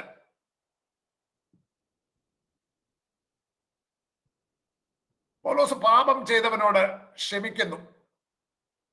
2:5 മുതൽ 11 വരെയുള്ള വാക്യങ്ങൾ, ഒരുവൻ എന്നെ ദുഃഖിപ്പിച്ചുവെങ്കിൽ അവൻ എന്നെയല്ല, ഒരു വിധത്തിൽ ഞാൻ കണക്കിലേറെ പറയരുതല്ലോ, നിങ്ങളെ എല്ലാവരെയും ദുഃഖിപ്പിക്കുന്നു. അവന് ഭൂരിപക്ഷത്താൽ ഉണ്ടായ ശിക്ഷ മതി. അവൻ അതിദുഃഖത്തിൽ മുങ്ങിപ്പോകാണ്ടിരിക്കേണ്ടതന്നെ നിങ്ങൾ അവനോട് ക്ഷമിക്കുകയും അവനെ ആശ്വസിപ്പിക്കുകയും തന്നെ വേണ്ടത്. അതുകൊണ്ട് നിങ്ങളുടെ സ്നേഹം അവൻ ഉറപ്പിച്ചു കൊടുപ്പാൻ ഞാൻ നിങ്ങളോട് അപേക്ഷിക്കുന്നു. നിങ്ങൾ സകലത്തിലും അനുസരണമുള്ളവരോ എന്ന് പരീക്ഷിച്ചറിയേണ്ടതിനുമായിരുന്നു ഞാൻ എഴുതിയത്. നിങ്ങൾ വല്ലതും ക്ഷമിക്കുന്നവനോട് ഞാനും ക്ഷമിക്കുന്നു. എന്നാൽ ഞാൻ വല്ലതും ക്ഷമിച്ചിരിക്കുന്നുവെങ്കിൽ നിങ്ങൾ നിമിത്തം ക്രിസ്തുവിന്റെ സന്നിധാനത്തിൽ ക്ഷമിച്ചിരിക്കുന്നു. സാത്താൻ നമ്മെ തോൽപ്പിക്കരുത്, അവന്റെ തന്ത്രങ്ങളെ നാം അറിയാത്തവരല്ലോ. പാപം ചെയ്തവൻ അനുതപിച്ചു കഴിഞ്ഞപ്പോൾ അവനോട് ക്ഷമിക്കുവാൻ പൗലോസ് അവരോട് അനുശാസിക്കുകയാണ്. ഇവിടെ ഒരു ടീനേജറിനെ അവന്റെ പിതാവ് ശിക്ഷിക്കുന്നതിന്റെ ഒരു ചിത്രവും പിന്നീട് അവനെ സ്നേഹപൂർവം തന്നോട് അടുപ്പിക്കുന്നതിന്റെ ഒരു ചിത്രവുമാണ് നിങ്ങൾക്ക് കാണുവാൻ സാധിക്കുന്നത്. ശിക്ഷയുടെ ഉദ്ദേശ്യം ഒരുവനെ തകർത്ത് കളയുകയല്ല, പിന്നെ അവനെ പണിയുകയാണ്. നമ്മൾ കാരാഗ്രഹങ്ങൾ എന്ന് പറയുന്ന പ്രിസൺസ്, കാരാഗ്രഹം, ചില രാജ്യങ്ങളിൽ അതിനെ കറക്ഷൻ സെന്റർ എന്നാണ് എഴുതി വെക്കുന്നത്. കറക്ഷൻ സെന്റർ തെറ്റുകൾ മാറ്റി ഒരുവനെ കറക്റ്റ് ചെയ്യുവാനുള്ള ഒരു സ്ഥലമായിട്ടാണ് അത് വിഭാവനം ചെയ്തിട്ടുള്ളത്. ഒരുവനെ ശിക്ഷിക്കുന്നത് അവനെ ഇല്ലായ്മ ചെയ്യുവാനല്ല, നശിപ്പിച്ചു കളയുവാനല്ല, അവനെ പണിയുവാനാണ്, ക്രമപ്പെടുത്തുവാനാണ്. അതാണ് ശിക്ഷയുടെ ലക്ഷ്യമെന്ന് 5 മുതൽ 10 വരെയുള്ള വാക്യങ്ങളിൽ അദ്ദേഹം പറയുകയാണ്. ഇവിടെ പാപം ചെയ്തവന്റെ മേൽ എന്ത് ശിക്ഷാ നടപടിയാണ് കൈക്കൊണ്ടത് എന്ന് വ്യക്തമല്ല. എന്നാൽ ആ നടപടി സഭയായിട്ട് നടപ്പിലാക്കിയുള്ള ഒരു ശിക്ഷയാകുന്നുവെന്ന് സൂചനയുണ്ട് നമ്മൾ ഈ വായിച്ച വാക്യങ്ങളിൽ. അപ്പോൾ തന്നെ അവൻ അനുതപിച്ച് കഴിഞ്ഞിരിക്കുന്നുവെന്നും പൗലോസിന്റെ വാക്കുകൾ വെളിപ്പെടുത്തുന്നു, അല്ലെങ്കിൽ പൗലോസിന് അറിവ് ലഭിച്ചിരിക്കുന്നു. ഇപ്പോൾ അദ്ദേഹം പറയുന്നത് അവൻ അതിദുഃഖത്തിൽ മുങ്ങി തകർന്നു പോകാതിരിക്കേണ്ടതിന് നിങ്ങൾ അവനോട് ക്ഷമിക്കുകയും അവനെ ആശ്വസിപ്പിക്കുകയും ചെയ്യുക. ശിക്ഷിക്കുന്നതിലൂടെ ഒടുക്കിക്കളയുവാനല്ല, നന്നാക്കുവാനും രക്ഷിക്കുവാനുമാണ് പൗലോസിന്റെ താല്പര്യം. ഒരു നിഷ്ഠൂരനായ പീഡകൻ എന്ന പോലെയല്ല, സ്നേഹനിധിയായ ഒരു പിതാവ് എന്ന പോലെയാണ് അദ്ദേഹം തെറ്റിപ്പോയ വിശ്വാസിയെ ശിക്ഷിക്കുന്നത്.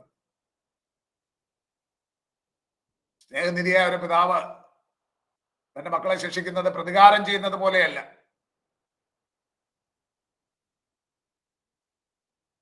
ഒരു പിതാവ് മക്കളെ ശിക്ഷിക്കുന്നത് വേദനയോടെയാണ്.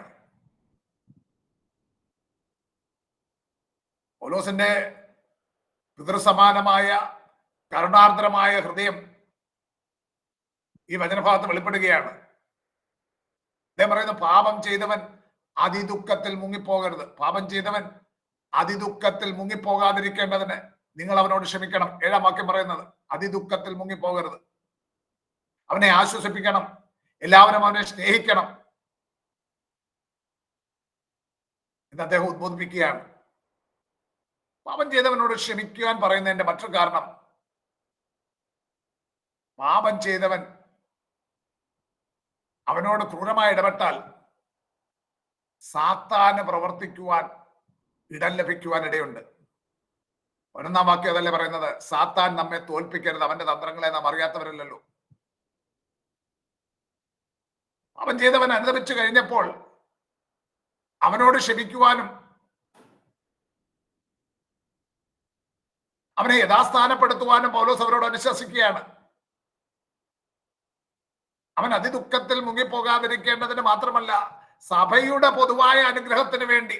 അതാണ് സാത്താൻ നമ്മെ തോൽപ്പിക്കരുതെന്ന് പറയുന്നത്.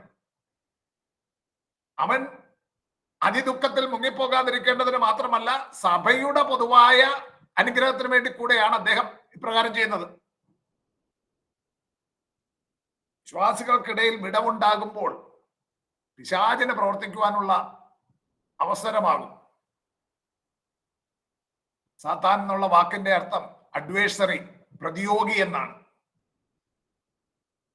ദൈവത്തെയും ദൈവജനത്തെയും എതിർക്കുന്ന പ്രതിയോഗിയായ പിശാചിനെയാണ് സാത്താൻ എന്നുള്ള വാക്ക് സൂചിപ്പിക്കുന്നത്. അവന്റെ തന്ത്രങ്ങളെക്കുറിച്ച്, ഉപായങ്ങളെക്കുറിച്ച്, കുതന്ത്രങ്ങളെക്കുറിച്ച്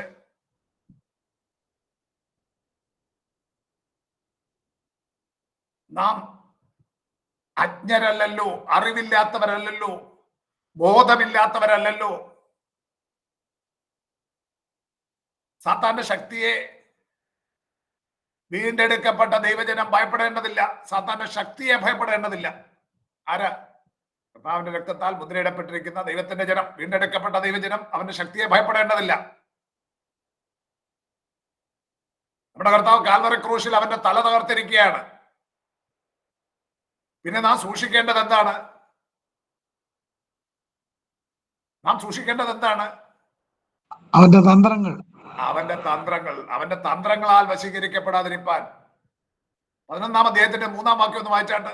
11-ാം അധ്യായത്തിന്റെ 3-ാം വാക്യം. എന്നാൽ സർപ്പം ഹവ്വായെ ഉപായത്താൽ ചതിച്ചതുപോലെ നിങ്ങളുടെ മനസ്സ് ക്രിസ്തുവിനോടുള്ള ഏകാഗ്രതയും നിർമ്മലതയും വിട്ട് വഷളായി പോകുമോ എന്ന് ഞാൻ ഭയപ്പെടുന്നു. ആ ഭാഗത്ത് നമ്മൾ അത് കൂടുതൽ വിശദീകരിക്കുമെങ്കിലും 11-ാം അധ്യായം വരുമ്പോൾ വിശദീകരിക്കുമെങ്കിലും അവിടെ ഒരു കാര്യം ഓർമ്മിപ്പിക്കുക. സർപ്പം എങ്ങനെയാ ഹവയെ ചതിച്ചത്? ഉപായത്താൽ ചതിച്ചതുപോലെ. 11-ാം അധ്യായത്തിൽ തന്നെ പറയുന്നുണ്ട്, സാത്താൻ താനും വെളിച്ചദൂതന്റെ വേഷം ധരിക്കുന്ന അവന്റെ ശുശ്രൂഷക്കാർ നീതിയുടെ ശുശ്രൂഷക്കാരുടെ വേഷം ധരിച്ചാൽ ആശ്ചര്യപ്പെടുവാനില്ല. സാത്താൻ വരുന്നത് ഇങ്ങനെ നാക്കം നീട്ടി, ചോര ഒലിപ്പിച്ചുകൊണ്ട്, കണ്ണു ഉന്തി, ഇങ്ങനെ ബീഭത്സമായ പല്ലൊക്കെ നീട്ടി ഒരു ബീഭത്സമായ രൂപത്തിൽ വരുമെന്നുള്ള ഒരു ചിന്താഗതി അങ്ങ് വിടുക. അമരുന്ന നല്ല ഒന്നാന്തരം ക്ലീൻ ഷേവ്, നല്ല ഫുൾ സ്ലീവ്സ്, വെള്ള ഷർട്ടൊക്കെ ഇട്ട് തന്നെ ആയിരിക്കാം വരുന്നത്. വെളിച്ചപ്പാടത്തിൽ പറഞ്ഞതുപോലെ അത്യുന്നതനായ ദൈവത്തിന്റെ ദാസന്മാർ രക്ഷാമാർഗം നിങ്ങളോട് അറിയിക്കുന്നു എന്ന് വിറപ്പിച്ച് വൈബ്രേഷൻ ഒക്കെ ഇട്ടായിരിക്കും അവൻ പറയുന്നത്.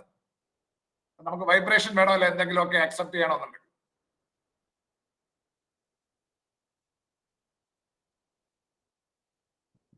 സാത്താൻ താനും യേശുക്രിസ്തുവിന്റെ വേഷം ധരിക്കുന്നു, വെളിച്ചദൂതന്റെ വേഷം ധരിക്കുന്നു, അവന്റെ ശുശ്രൂഷക്കാർ നീതിയുടെ ശുശ്രൂഷക്കാരുടെ, അതായത് നല്ല സത്യസുവിശേഷകന്മാരുടെ വേഷം ധരിച്ചാൽ ആശ്ചര്യപ്പെടേണ്ട. ആ വേഷത്തിലാണ് വരുന്നത്. എന്നിട്ട് എന്താ ചെയ്യുന്നത്? ഉപായത്താൽ. സർപ്പം ഹവ്വയെ ഉപായത്താൽ ചതിച്ചതുപോലെ. അതുകൊണ്ട് അവൻ തന്ത്രങ്ങൾ പ്രയോഗിക്കുന്നു. അവന്റെ തന്ത്രങ്ങളെ കുറിച്ച്, ഉപായങ്ങളെ കുറിച്ച് നാം ബോധവാന്മാരായിരിക്കണം.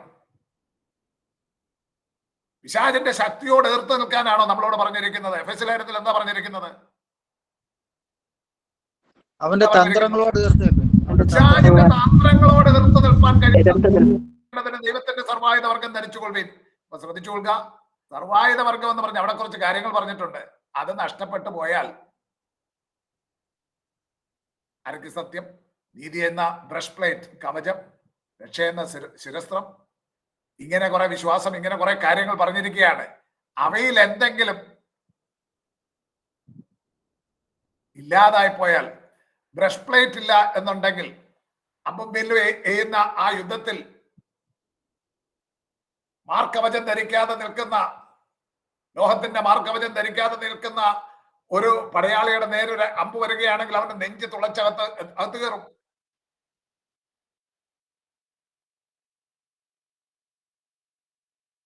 പിശാചിനോട് നാം പരാജയപ്പെടുന്നത് എവിടെയാണ്? ദൈവത്തിന്റെ സർവായുധ വർഗം ധരിക്കാതിരിക്കുമ്പോൾ. കുരിന്ത്യലേഖനം 3 പറയുന്നത് എന്താണ്? ക്രിസ്തുവിനോടുള്ള ഏകാഗ്രതയും നിർമ്മലതയും വിട്ട് വഷളായി പോകുമ്പോൾ. ക്രിസ്തുവിനോടുള്ള ഏകാഗ്രതയും നിർമ്മലതയും വിട്ട് വഷളായി പോകുക എന്ന് പറഞ്ഞു കഴിഞ്ഞാൽ എന്താണ്? പെട്ടെന്ന് എന്റെ മനസ്സിൽ ഓർമ്മ വന്നത് നമ്മുടെ പത്രോസ്, ശിഷ്യന്മാര് പടവ് തൊഴിഞ്ഞു പോവുകയാണ്. വലിയ കാറ്റും കോളും, എല്ലാ കടലിൽ മീൻ പിടിച്ച് നടന്നവരാണ് ഇവര്. പക്ഷെ ഇപ്പോൾ അവരെല്ലാം വിഷമിച്ച് ഭയന്നിരിക്കുമ്പോൾ അതാ ഒരുത്തൻ കടലിന്റെ മേലെ നടന്നു വരികയാ. കർത്താവിനെ കണ്ടു. പത്രോസിന്റെ ഒരു ആഗ്രഹം, എനിക്കും ഒന്ന് നടക്കണം. പുറത്തോട്ടിറങ്ങി. കർത്താവ് പറഞ്ഞു, ഓക്കെ പോരെന്ന് പറഞ്ഞു. സുന്ദരമായിട്ട് ചില ചുവടുകൾ വെക്കുന്നു. പെട്ടെന്ന് ചുറ്റും ഒന്ന് നോക്കി. കർത്താവിന്റെ മുഖത്ത് ഒന്ന് കണ്ണെടുത്തപ്പോഴത്തേക്ക് എന്ത് പറ്റി? മുങ്ങിപ്പോയി.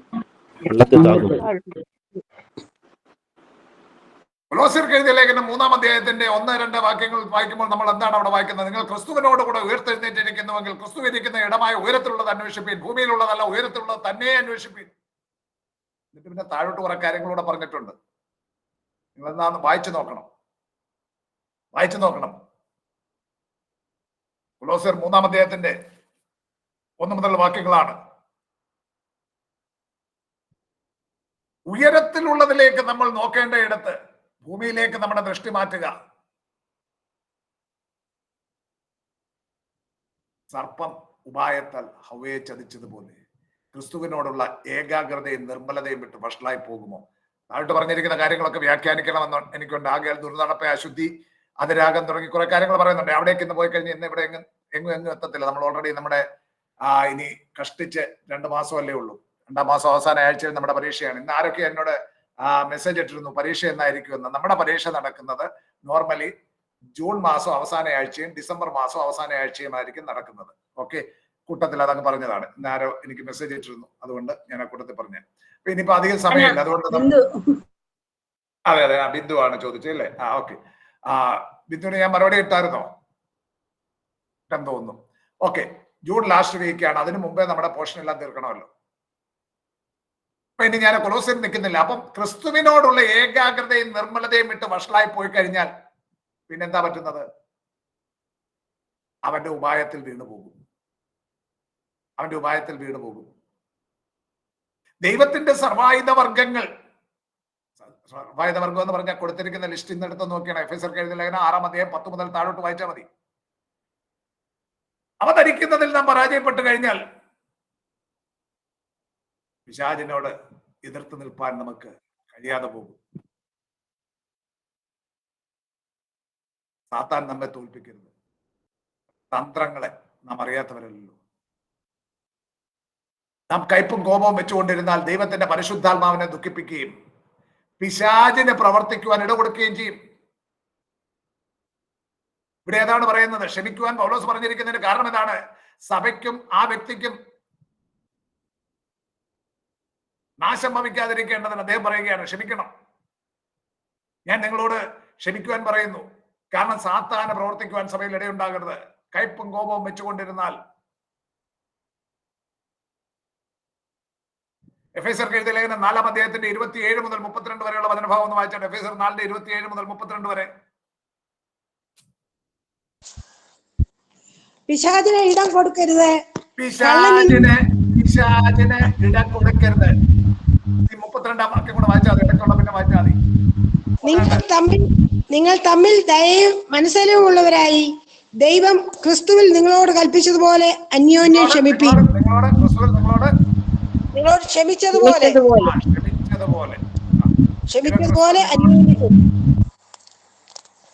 അന്യോന്യം ക്ഷമിപ്പീൻ.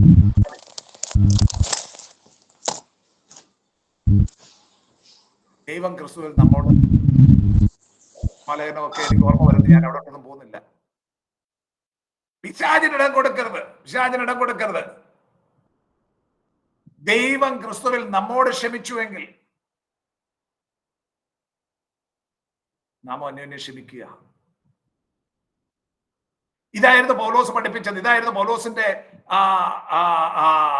വിശ്വാസ പ്രിൻസിപ്പിൾ. അതുകൊണ്ടാണ് അദ്ദേഹം സഭയിൽ തെറ്റ് ചെയ്തവനോട്, പാപം ചെയ്തവനോട് ക്ഷമിക്കുവാനിടയായത്. അല്ലാതെ തനിക്ക് സ്വഭാവദാർഢ്യമില്ലാഞ്ഞിട്ടല്ല. മൂന്നാമത്, ഓക്കെ, സാധാരണ പറ്റി പറഞ്ഞപ്പോൾ ഇത് കൊരിന്തിലുള്ള വിശ്വാസികളോട് പൗലോസിനുള്ള കരുതൽ സംബന്ധിച്ചാണ് 12-13 വാക്യങ്ങളിൽ പറയുന്നത്. എന്നാൽ ഞാൻ ക്രിസ്തുവിന്റെ സുവിശേഷം അറിയിപ്പാൻ ത്രോവാസിൽ വന്നാറേ കർത്താവിന്റെ പ്രവർത്തിക്കാൻ എനിക്കൊരു വാതിൽ തുറന്നു കിട്ടിയപ്പോൾ എന്റെ സഹോദരനായ തീത്തോസിനെ കാണാൻ എന്റെ മനസ്സിൽ സ്ഥിരതയില്ലായകയാൽ ഞാൻ അവരോട് യാത്ര പറഞ്ഞ് മക്കദോന്യയ്ക്ക് പുറപ്പെട്ടു. മനസ്സിൽ സ്വസ്ഥതയില്ലായകയാൽ ഞാൻ അവരോട് യാത്ര പറഞ്ഞ് മക്കദോന്യയ്ക്ക് പുറപ്പെട്ടു. സുവിശേഷം അറിയിപ്പാനുള്ള വാഞ്ച പൗലോസിന്റെ ഉള്ളത്തിൽ നിറഞ്ഞിരുന്നു. അങ്ങനെ ത്രോവാസിൽ വന്നു. അവിടെ സുവിശേഷത്തിനായി ഒരു വാതിൽ തുറന്നു കിട്ടിയെന്ന് പൗലോസ് എഴുതിയിരിക്കുന്നു. ഞാൻ പലപ്പോഴും നിങ്ങളോട് ഓർമ്മിപ്പിച്ചിട്ടുള്ള ഒരു കാര്യമാണ്, ദൈവത്തിന്റെ രക്ഷണ്യ പ്രവൃത്തിയിൽ ദൈവം നമ്മളെ പങ്കാളികളാക്കിയിരിക്കുകയാണ്. ദൈവത്തിന്റെ മുൻനിർണയ പ്രകാരം താൻ രക്ഷിക്കുവാൻ ആഗ്രഹിക്കുന്നവരെ രക്ഷിക്കുവാനായി ആ പ്രവൃത്തിയിൽ, ദൈവത്തിന്റെ പ്രവൃത്തിയിൽ ദൈവം നമ്മളെ പങ്കാളികളാക്കി. സുവിശേഷം അറിയിക്കുവാനുള്ള ദൗത്യം ദൈവം നമ്മെ ഭരമേൽപ്പിച്ചിരിക്കുന്നു. അപ്പോൾ തന്നെ ഓർത്തുകൊള്ളുക, നമ്മൾ എത്ര വാക്ചാതുര്യത്തോടുകൂടി സംസാരിച്ചാലും, എത്ര ശക്തമായി സംസാരിച്ചാലും, കേൾക്കുന്നവൻ വചനം കൈക്കൊള്ളണമെങ്കിൽ എന്ത് വേണം? കർത്താവ് അവരുടെ ഹൃദയം തുറക്കണം. കർത്താവ് ഹൃദയം തുറക്കണം. ഉദാഹരണമാണ് ലുദിയയുടെ ഹൃദയം തുറന്നത് സംബന്ധിച്ച് ഫിലിപ്പിയിൽ വെച്ച് പൗലോസ് സുവിശേഷം അറിയിക്കുകയാണ്. അവിടെ കേട്ട ലുദിയയുടെ ഹൃദയം കർത്താവ് തുറന്നു. പൗലോസിന്റെ വാക്ചാതുര്യല്ല. ശ്രദ്ധിക്കുക, ദൈവത്തിന്റെ ആ പ്രവൃത്തിയിൽ ദൈവം നമ്മളെ പങ്കാളികളാക്കുന്നു. അത് ദൈവം കാണിക്കുന്ന കരുണയാണ്, നാം ദൈവത്തോട് കാണിക്കുന്ന ഔദാര്യമല്ല. ഇതൊക്കെ എത്ര വലിയ പദവിയാണെന്നുള്ളത് നാം ഉള്ളിൽ ചെല്ലുമ്പോഴേ അറിയത്തുള്ളൂ. ഞാൻ എക്സാക്ട് സെന്റൻസ് എനിക്ക് ഓർമ്മ വരുന്നില്ല, എങ്കിലും ഞാൻ പറയുകയാണ്, വില്യം കേറിയുടെ ഒരു മകനെ പറ്റി അദ്ദേഹം പിന്നീട് ഒരിക്കൽ പറഞ്ഞത്, എക്സാക്ട് വേർഡിങ്സ് എനിക്ക് ഓർമ്മ വരുന്നില്ല. ആ വില്യം കേറിയുടെ മകനെ ബ്രിട്ടീഷ് ഇന്ത്യയിൽ ഒരു അംബാസഡറായിട്ട്, ബർമയിലെ ഒരു അംബാസഡറായിട്ട് നിയോഗിച്ചു. അപ്പം സാധാരണഗതിയിൽ ഒരു രാജ്യത്തിന്റെ അംബാസഡറായിട്ട് ഒരു മകനായിത്തീർന്നു എന്ന് പറയുമ്പോൾ വളരെ അഭിമാനം ഉണ്ടാകേണ്ടതാണ്.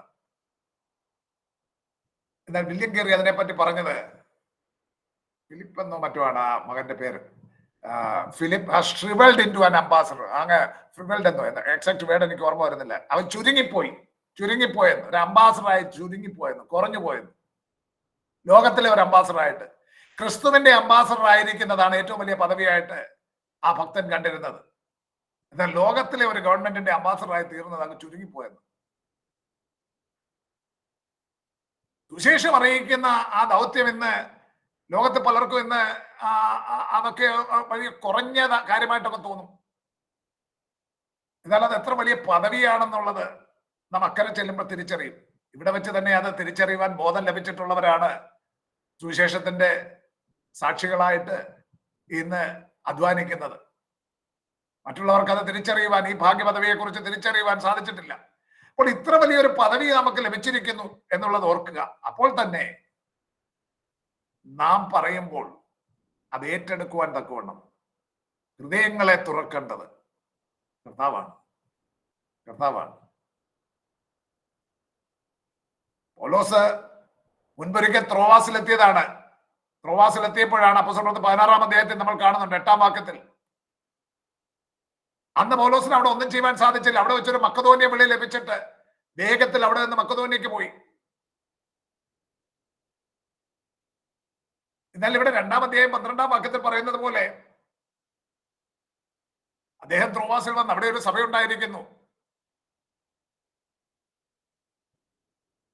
എന്നാൽ ത്രോവാസിൽ സുവിശേഷ ഘോഷണം നടത്തി വരുമ്പോഴും കൊരിന്തിലുള്ള വിശ്വാസികളെ കുറിച്ച് പൗലോസിന് വളരെ ഉത്കണ്ഠയുണ്ടായിരുന്നു. കൊരിന്തിലുള്ള വിശ്വാസികളോടുള്ള ആ കരുതൽ നിമിത്തം പൗലോസിന് വലിയ ചിന്താഭാരമുണ്ടായി. കാരണം തീത്തോസിന്റെ കൈവശം വളരെ ശക്തമായ ഭാഷയിൽ അവരെ ശാസിച്ചുകൊണ്ടൊരു കത്ത് എഴുതി കൊടുത്തു വിട്ടിരിക്കുകയാണ്. അവർക്ക് വേദന ഉളവാക്കുന്ന ഒരു കത്ത്. ആ കത്ത് ഏത് നിലയിലുള്ള പ്രതികരണമാണ് ഉണ്ടാക്കിയിരിക്കുന്നതെന്ന് പൗലോസിന് വലിയ ആകാംക്ഷയായി, വലിയ ടെൻഷനായി. അത് കാരണം താൻ കത്ത് കൊടുത്തു വിട്ട തീത്തോസിനെ അന്വേഷിച്ച് പൗലോസ് പുറപ്പെടുകയാണ്. ത്രോവാസിൽ നിന്നും അദ്ദേഹം പുറപ്പെട്ട് മക്കദോനിയയിലെത്തി. മക്കദോനിയയിൽ വെച്ച്, ഫിലിപ്പിയിലോ തെസ്സലോനിക്കയിലോ വെച്ചാകാം, തീത്തോസിനെ കാണുന്നു. നമ്മൾ 7-ാം അധ്യായത്തിലേക്ക് വരുമ്പോൾ നമുക്ക് കാണാം, അവിടെ തീത്തോസ് ആ കത്തുമായിട്ട് പോയത് അവർക്ക് വലിയ അനുതാപത്തിന് കാരണമായി തീർന്നു എന്ന് അറിയുമ്പോൾ പൗലോസിന് വലിയ സന്തോഷമുണ്ടായി. അതിനുശേഷം താൻ മക്കദോനിയയിൽ പാർത്തുകൊണ്ടാണ് ഈ 2-ാം ലേഖനം എന്നറിയപ്പെടുന്ന ഈ ലേഖനം അവർക്ക് എഴുതി അയക്കുന്നത്.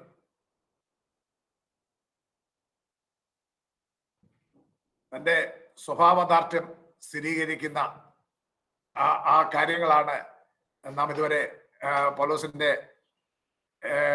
വാക്കുകളിലൂടെ കണ്ടുകൊണ്ടിരുന്നത്. യാത്രാ പദ്ധതികൾക്ക് മാറ്റം വരുത്തുവാനുള്ള കാരണം, പാപം ചെയ്യുന്നവനോട് ക്ഷമിക്കുന്നതിന്റെ കാരണം, പിന്നെ കൊരിന്തിലുള്ള വിശ്വാസികളോടുള്ള കരുതൽ.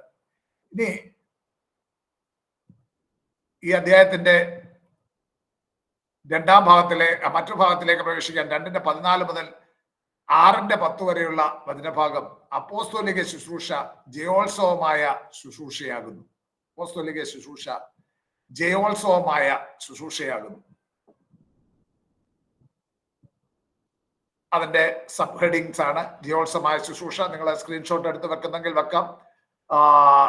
2:14 മുതൽ 17 വരെ ജയോത്സവമായ ശുശ്രൂഷ, ദൈവത്താൽ അംഗീകരിക്കപ്പെട്ട ശുശ്രൂഷ 3:1 മുതൽ 3 വരെ, തേജസ്സേറിയ ശുശ്രൂഷ 3:4 മുതൽ 18 വരെ, സത്യസന്ധമായ ശുശ്രൂഷ 4:1 മുതൽ 6 വരെ, കഷ്ടം സഹിച്ചുള്ള ശുശ്രൂഷ 4:7 മുതൽ 18, പ്രത്യാശയുള്ള ശുശ്രൂഷ 5:1 മുതൽ 10 വരെ, സമർപ്പിതമായ ശുശ്രൂഷ 5:11 മുതൽ 17 വരെ, നിരപ്പിന്റെ ശുശ്രൂഷ 5:18 മുതൽ 21, ആക്ഷേപമില്ലാത്ത ശുശ്രൂഷ 6:1 മുതൽ 10 വരെ.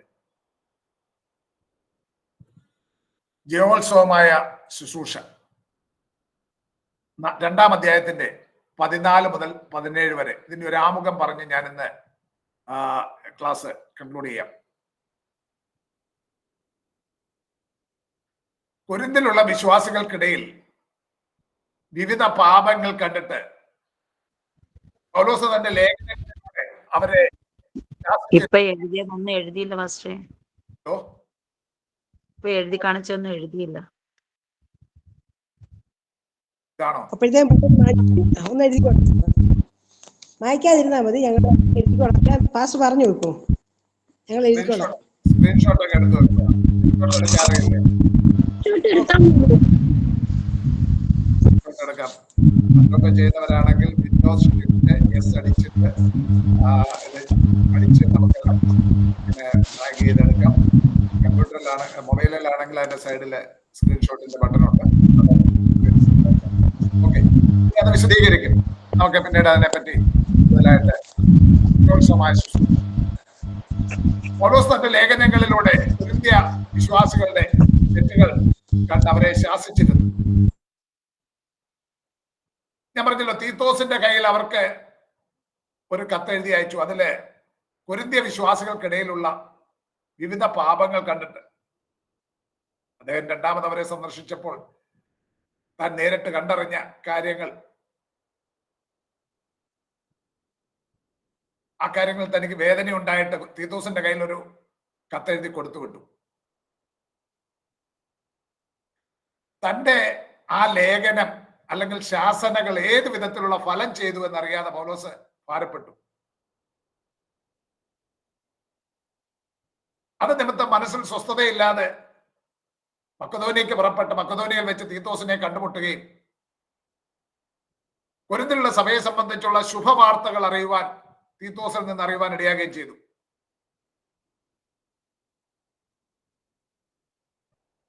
മനസ്സിൽ സ്വസ്ഥതയില്ലാതെ ഭാരപ്പെട്ടിരുന്ന പൗലോസ് പെട്ടെന്ന് സന്തോഷചിത്തനാകുന്നത് തീത്തോസിനെ കണ്ടതുകൊണ്ട് മാത്രമല്ല, തീത്തോസിന്റെ വരവിനാൽ തനിക്ക് ആശ്വാസം ലഭിച്ചിരുന്നു എന്നത് വാസ്തവമാണെങ്കിലും അദ്ദേഹം ദൈവത്തെ മഹത്വപ്പെടുത്തുന്നതിന് കാരണം ദൈവത്തിങ്കിലേക്ക് തന്റെ കണ്ണുകൾ ഉയർത്തിയത് കൊണ്ടാണെന്ന് പൗലോസ് പറയുന്നു. താൻ പ്രത്യാശാഭരിതനായി തീർന്നു. അങ്ങനെ ദൈവത്തെ മഹത്വപ്പെടുത്തുകയാണ്. ഇവിടെ പൗലോസ് പറയുന്ന ക്രിസ്തുവിൽ ഞങ്ങളെ എപ്പോഴും ജയോത്സവമായി നടത്തുന്ന ദൈവം. 2:14 വാക്യം അങ്ങനെ പറയുന്നത്. ക്രിസ്തുവിൽ ഞങ്ങളെ എപ്പോഴും ജയോത്സവമായി നടത്തുകയും എല്ലായിടത്തും ഞങ്ങളെ കൊണ്ട് തന്റെ പരിജ്ഞാനത്തിന്റെ വാസന വെളിപ്പെടുത്തുകയും ചെയ്യുന്ന ദൈവത്തിന് സ്തോത്രം. ദൈവത്തിന് സ്തോത്രം. താൻ ഒരു ജയോത്സവ യാത്രയിലാണെന്നുള്ളത് പൗലോസ് തിരിച്ചറിയുകയാണ്. എന്താണ് ഈ ജയോത്സവം എന്നൊക്കെ പറയുന്നത്? നമ്മുടെ പാട്ടുകളിലും ഒക്കെയുള്ള ഒരു പദപ്രയോഗമാണ് ജയോത്സവം. എന്താണ് ജയോത്സവം എന്ന് പറയുമ്പോൾ അർത്ഥമാക്കുന്നത്? ഒരു റോമൻ ജനറൽ ശത്രുവിന്റെ മേൽ വിജയം വരിക്കുമ്പോൾ ആ വിജയത്തിന്റെ ആഘോഷമായി നഗരത്തിന്റെ തെരുവീതികളിലൂടെ ജയോത്സവ യാത്ര നടത്തി റോമാ നഗരത്തിലേക്ക് എഴുന്നള്ളി വരുന്ന ഒരു പതിവുണ്ടായിരുന്നു. റോമൻ ജനറൽ ഒരു യുദ്ധം ജയിച്ച് റോമാ നഗരത്തിലേക്ക് എഴുന്നള്ളി വരുന്ന ഒരു വരവ്.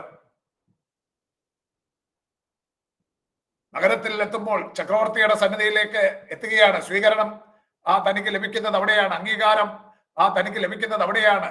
അവിടെ തനിക്ക് വലിയ പ്രതിഫലങ്ങൾ ലഭിക്കുന്നത് റോമിലെ നഗരത്തിലെത്തുമ്പോഴാണ്. എന്നാൽ ആ ജയോത്സവ യാത്ര വളരെ അഭിമാനകരമായ ഒരു അനുഭവമാണ്. ആ ജയോത്സവ യാത്രയ്ക്ക് ഒരു ക്രമമുണ്ട്. ജയോത്സവ യാത്രയ്ക്ക് റോമാ നഗരത്തിലേക്ക് വരുന്ന ജയോത്സവ യാത്ര, ആ ജയോത്സവ യാത്രയുടെ മുൻനിരയിൽ റോമൻ സെനറ്റ് എന്ന് പറയുമ്പോൾ ഇന്ന് നമ്മുടെ ക്യാബിനറ്റ് എന്നോ അല്ലെങ്കിൽ പാർലമെന്റ് എന്നൊക്കെ പറയുന്നത് പോലെ അവിടുത്തെ റോമൻ സെനറ്റ് അവിടുത്തെ ഭരണകാര്യങ്ങൾ നിയന്ത്രിച്ചിരുന്നത്. റോമൻ സെനറ്റ് അവിടുത്തെ പ്രമുഖരായ പൗരമുഖ്യന്മാരാണ്. അതിന്റെ പുറകിൽ കാഹളമൂതുന്ന ആൾക്കാര്. അവരുടെ പിന്നിൽ കൊള്ളയായി വരുന്ന റോമാ പടയാളികൾ. അന്ന് ഒരു യുദ്ധം ജയിക്കുക എന്ന് പറയുമ്പോൾ ശത്രുവിന്റെ സമ്പത്തെല്ലാം കവർച്ച ചെയ്തുകൊണ്ടാണ് വരുന്നത്. അപ്പൊ ജയാളികളായ റോമാ പടയാളികൾ അവര് വലിയ കൊള്ളയുമായിട്ട് വരികയാണ്. അവരുടെ പിന്നിലായി ജൂപ്പിറ്റർ ദേവന് ബലിയർപ്പിക്കുവാനുള്ള ഒരു വലിയ കൊഴുത്തു തടിച്ച വെള്ളക്കാളം. റോമാ നഗരത്തിൽ എത്തിക്കഴിഞ്ഞാൽ അവരുടെ ജൂപ്പിറ്റർ ദേവന് ബലിയർപ്പിക്കുന്ന ഒരു വെള്ളക്കാളം. അവരുടെ പുറകിലായി തടവിലാക്കപ്പെട്ട ശത്രു സൈനികർ. അവരുടെ പിന്നിലായി തടവിലാക്കപ്പെട്ട ശത്രു സൈനികർ. അവർക്ക് പിന്നിൽ സൗരഭ്യവാസനയായ ധൂപമുയർത്തുന്ന കലശങ്ങൾ വീശുന്ന പുരോഹിതന്മാർ. ഏറ്റവും പിന്നിലായി 4 കുതിരകളെ പൂട്ടിയ രഥത്തിൽ സ്ഥാനവസ്ത്രങ്ങൾ ധരിച്ച് വിജയിയായ റോമൻ ജനറൽ. ഇങ്ങനെ ഈ ജയോത്സവ യാത്ര കടന്നു പോകുമ്പോൾ പാതയുടെ ഇരുവശത്തു നിന്നും ജനം ജയോത്സവം എന്ന് ആർത്തു വിളിക്കും.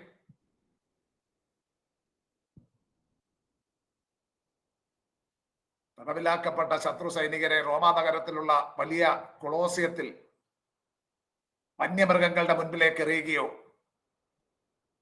അതികായന്മാരായ മല്ലന്മാരോട് ദ്വന്ദ്വയുദ്ധം ചെയ്യുവാനാക്കുകയോ ചെയ്തിരുന്നു. അങ്ങനെ കൊളോസിയത്തിൽ നടക്കുന്ന പോരാട്ടത്തിൽ അവർ പിച്ചു ചീന്തപ്പെടും. തടവിലാക്കപ്പെട്ട ശത്രു സൈനികർ പിച്ചു ചീന്തപ്പെടും. ജയോത്സവ യാത്രയിൽ പുരോഹിതന്മാർ ഇങ്ങനെ ധൂപങ്ങൾ വീശുമ്പോൾ, ധൂപകലശം വീശുമ്പോൾ ധൂപത്തിന്റെ സൗരഭ്യവാസന അതുയരുമ്പോൾ ഒരേ വാസന തന്നെയാണ് പരാജയപ്പെട്ടവർക്ക് അവരുടെ നാസാരന്ധ്രങ്ങളിൽ എത്തുന്ന അതേ വാസന തന്നെ വിജയികളായവർക്കും പട്ടണവാസികൾക്കും, എന്തിന് നഗരത്തോടടുക്കുമ്പോൾ ചക്രവർത്തിക്കും ആ സുഗന്ധത്തിന്റെ ആ കലശങ്ങളിൽ നിന്ന് ഉയരുന്ന ധൂപവർഗത്തിന്റെ ആ സുഗന്ധം അവരുടെ എല്ലാം നാസാരന്ധ്രങ്ങളിലെത്തും. എന്നാൽ തടവിലാക്കപ്പെട്ടവർക്ക് ഈ വാസന സൗരഭ്യവാസനയല്ല, അവർക്കത് മരണത്തിൽ നിന്ന് മരണത്തിലേക്കുള്ള വാസനയായി അനുഭവപ്പെടും. കാരണം ഇത് ആസ്വദിച്ചുകൊണ്ട് അവർ മുന്നോട്ട് പോകാൻ അവർക്ക് സാധിക്കില്ല. ഇനി ഏറ്റവും നിമിഷങ്ങൾ കഴിയുമ്പോൾ തങ്ങൾ കൊല ചെയ്യപ്പെടുവാൻ പോവുകയാണ്. അതുകൊണ്ട് അവർക്ക് അത് മരണത്തിൽ നിന്ന് മരണത്തിലേക്കുള്ള വാസനയായിരിക്കും. ഇവിടെ പറയുന്നുണ്ടല്ലോ, 16-ാം വാക്യം ഒന്ന് വായിച്ചേ. 14 തൊട്ടങ്ങ് വായിച്ചോണ്ട് 14 തൊട്ടങ്ങ് വായിച്ചാണ്. 14 തൊട്ട്. ക്രിസ്തുവിൽ ഞങ്ങളെ എപ്പോഴും ജയോത്സവമായി നടത്തുകയും എല്ലായിടത്തും ഞങ്ങളെ കൊണ്ട് തന്റെ പരിജ്ഞാനത്തിന്റെ വാസന വെളിപ്പെടുത്തുകയും ചെയ്യുന്ന ദൈവത്തിന് സ്തോത്രം. രക്ഷിക്കപ്പെടുന്നവരുടെ ഇടയിലും നശിക്കുന്നവരുടെ ഇടയിലും ഞങ്ങൾ ദൈവത്തിന് ക്രിസ്തുവിന്റെ സൗരഭ്യവാസനയാകുന്നു. ഇവർക്ക് മരണത്തിൽ നിന്ന് മരണത്തിലേക്കുള്ള വാസന, അവർക്കോ ജീവനിൽ നിന്ന് ജീവങ്കലേക്കുള്ള വാസന തന്നെ. എന്നാൽ ഇതിനെ ആർ പ്രാപ്തൻ? ഞങ്ങൾ ദൈവവചനത്തിൽ കൂട്ടുചേർക്കുന്ന അനേകരെ പോലെയല്ല. അപ്പൊ നോക്കുക, ചിലർക്ക് മരണത്തിൽ നിന്ന്, അതായത് നശിച്ചു പോകുവാൻ പോകുന്നവർക്ക് മരണത്തിൽ നിന്ന് മരണത്തിലേക്കുള്ള വാസന. എന്നാൽ ജയാളികളായവർ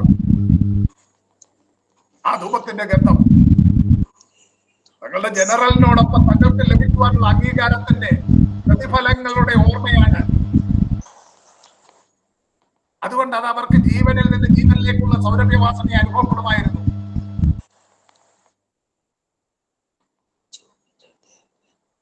ക്രിസ്തുവിൽ ഞങ്ങളെ എപ്പോഴും ജയോത്സവമായി നടത്തി ഞങ്ങളെ എല്ലായിടത്തും ഞങ്ങളെ കൊണ്ട് തന്റെ പരിജ്ഞാനത്തിന്റെ വാസന പൗലോസിന്റെ മനസ്സിലേക്ക് ഓടിയെത്തുന്ന ചിത്രം താനൊരു ജയോത്സവ യാത്രയിലായിരിക്കുന്നു എന്നതാണ്. ഈ ജയോത്സവ യാത്ര നയിക്കുന്ന ജനറൽ ആരാണ്?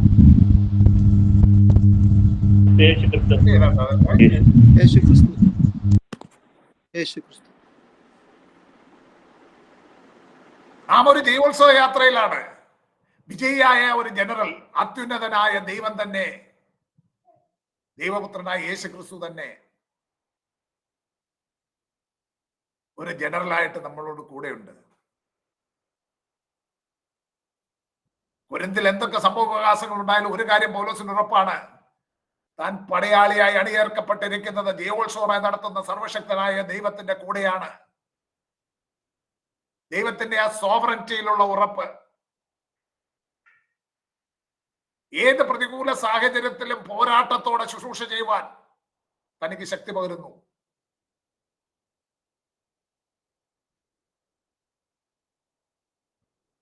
പൗലോസ് ദൈവത്തിന് സ്തോത്രം ചെയ്യുന്നതിന്റെ കാരണം, ഒന്നാമത്തെ കാരണം അതാണ്. ഇനി ബാക്കിയുള്ളത് അടുത്ത ക്ലാസ്സുകളിൽ നമുക്ക് ചിന്തിക്കാം. സമയം 8 മണി കഴിഞ്ഞിരിക്കുന്നത് കൊണ്ട് ഞാൻ ഇന്നത്തെ ക്ലാസ് ഇവിടെ കൺക്ലൂഡ് ചെയ്യുകയാണ്. ഒരാളെ പ്രാർത്ഥിച്ചാട്ട്.